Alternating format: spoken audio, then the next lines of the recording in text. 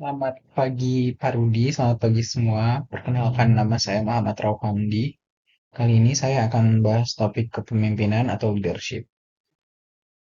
Semua materi yang akan saya sampaikan ini bersumber dari buku teks manajemen edisi 16 oleh Robbins, Coulter, dan Long. Pertama, apa itu kepemimpinan dan apa mitos serta realita dalam kepemimpinan itu? Sebelum kita melangkah lebih jauh, mari kita samakan persepsi kita dulu. Apa sebenarnya yang dimaksud dengan pemimpin dan kepemimpinan? Menurut Robbins, seorang pemimpin atau leader adalah seseorang yang dapat mempengaruhi orang lain dan yang memiliki otoritas manajerial.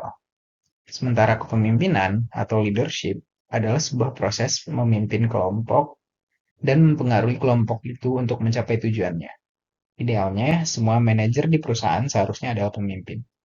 Poin terpenting di slide ini adalah membahas mitos yang sering kita dengar. Banyak yang berkata pemimpin itu dilahirkan, bukan diciptakan. Namun, realitasnya, penelitian menunjukkan bahwa kepemimpinan adalah sebuah keterampilan yang dapat dibangun dan dikembangkan melalui kesadaran dan usaha.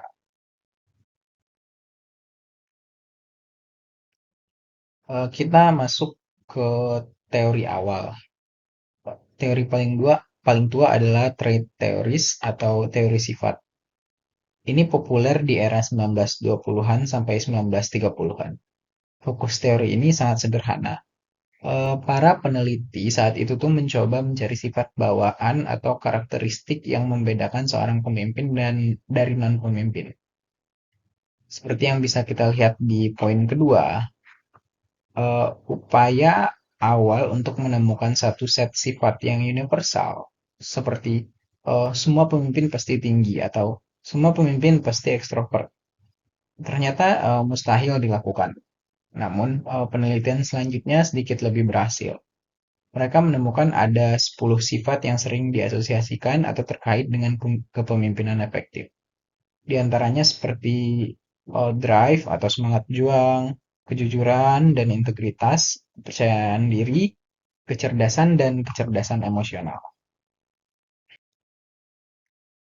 Eh, Selanjutnya, karena mencari sifat bawaan itu terbukti sulit, fokus penelitian di tahun 1940-an hingga 1960-an pun bergeser.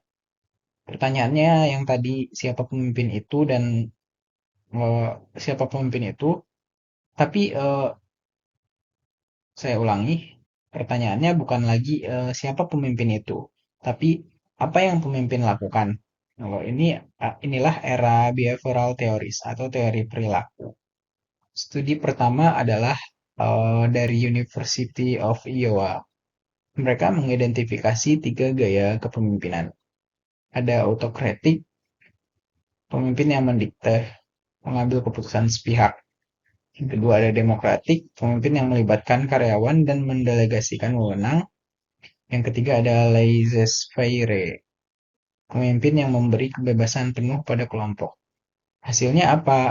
Anggota kelompok itu ditemukan lebih puas bekerja di bawah pemimpin yang demokratis. Selanjutnya juga dilakukan studi Ohio State tidak melihat gaya, tapi melihat dua dimensi perilaku. Nah, yang pertama ada initiating structure, yaitu fokus pemimpin pada penataan tugas dan penetapan tujuan. Yang kedua ada consideration, yaitu fokus pemimpin pada membangun hubungan baik, kepercayaan, dan rasa hormat pada ide bawahan. Masih dalam teori perilaku, studi University of Michigan berjalan hampir bersamaan dengan Ohio State dan menemukan dua dimensi yang sangat mirip. Yang pertama itu ada employee oriented, pemimpin yang fokus pada hubungan interpersonal dan kebutuhan karyawan. Yang kedua ada production oriented, pemimpin yang fokus pada aspek teknis dan penyelesaian tugas. Temuan mereka sangat menarik. Pemimpin yang employee oriented ternyata diasosiasikan dengan produktivitas kelompok yang tinggi dan kepuasan kerja yang tinggi. Terakhir ada managerial grit. Ini adalah model yang memetakan gaya pemimpin dalam sebuah matriks berdasarkan dua dimensi. Yang pertama ada concern for people, kepedulian pada orang, dan concern for production, kepedulian pada produksi. Model ini menyarankan bahwa gaya terbaik adalah gaya 9,9 atau team management. Eh, Kepedulian tinggi pada orang dan produksi. Namun penting untuk dicatat bahwa hanya ada sedikit bukti substantif yang mendukung kesimpulan bahwa gaya 9,9 adalah yang terbaik di semua situasi.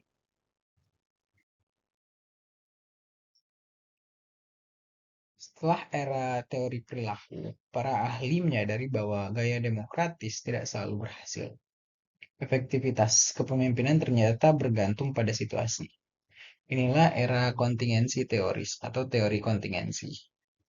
Teori pertama yang kita bahas adalah situational leadership theory. Dari Hersey dan Blackchart, fokus utama teori ini adalah pada kesiapan dari para pengikut.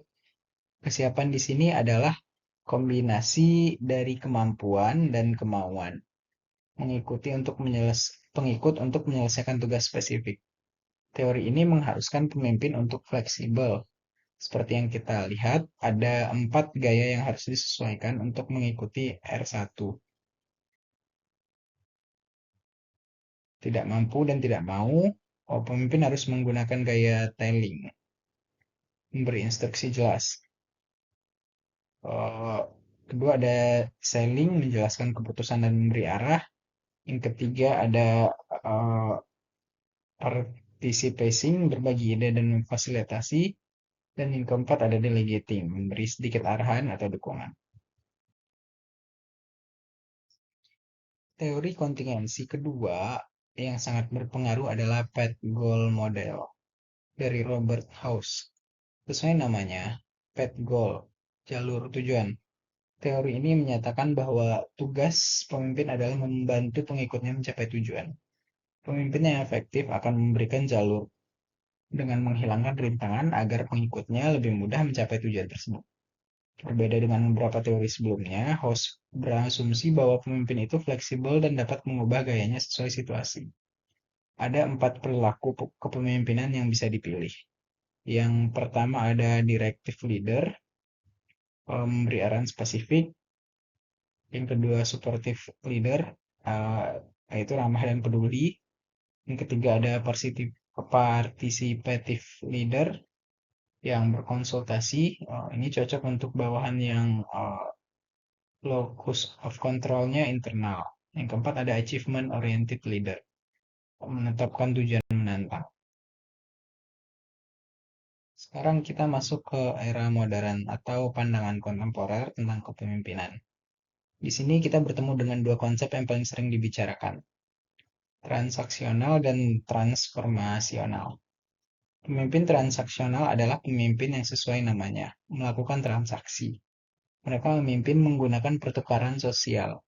Anda kerjakan target ini, Anda dapat imbalan ini. Di sisi lain, pemimpin transformasional jauh melampaui itu. Mereka menstimulasi dan menginspirasi atau mengubah pengikut mereka untuk mencapai hasil yang luar biasa. Mereka tidak hanya memberi imbalan, tapi mengubah kesadaran pengikut, membuat mereka melihat masalah lama dengan cara baru, dan menginspirasi mereka untuk berusaha ekstra. Dari buku ini sangat jelas menyatakan bahwa kepemimpinan transformasional menghasilkan tingkat kinerja dan produktivitas yang jauh melampaui pendekatan transaksional saja. Selanjutnya, kepemimpinan karismatik. Ini adalah tipe kepemimpinan di mana pengikut mengatribusikan kemampuan pemimpinan yang heroik atau luar biasa kepadanya saat mereka mengamati perilaku tertentu. Eh, dari bacaan ini mengidentifikasi 5 karakteristik utama pemimpin karismatik yang paling utama. Yang paling utamanya adalah memiliki visi. Mereka mampu mengartikulasikan visi tersebut. Mereka mau mengambil risiko untuk visi tersebut. Mereka sensitif terhadap lingkungan dan kebutuhan pengikut. Dan perilaku mereka seringkali di luar kebiasaan. Di slide ini juga ada visionary leadership. Penting untuk dicatat bahwa di buku tidak memisahkan sebagai teori sendiri. Sebaliknya, visi adalah komponen inti dari seorang pemimpin karismatik. Dan satu hal menarik, kebanyakan ahli percaya bahwa karisma itu dapat dipelajari. Individu dapat dilatih untuk menunjukkan perilaku karismatik itu. Bagaimana dengan tim leadership, kepemimpinan tim?